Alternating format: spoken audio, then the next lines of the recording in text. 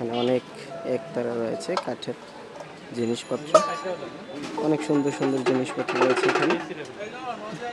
এখানে বিখ্যাত তিলের কাজা থেকে শুরু করে অনেক ধরনের মিষ্টি জাতীয় খাবার।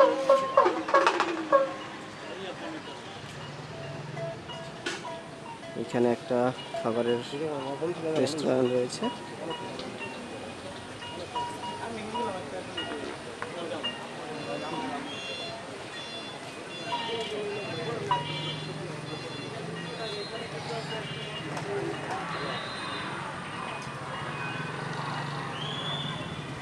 এখানে লালন মাঠ। আমরা এখন লালনের মাঠে ঢুকবো, যেখানে প্রতি বছর 2টা করে মেলা হয়। আমরা সেখানে ঘুরতেছি। ওই পাশে ফুটবল খেলা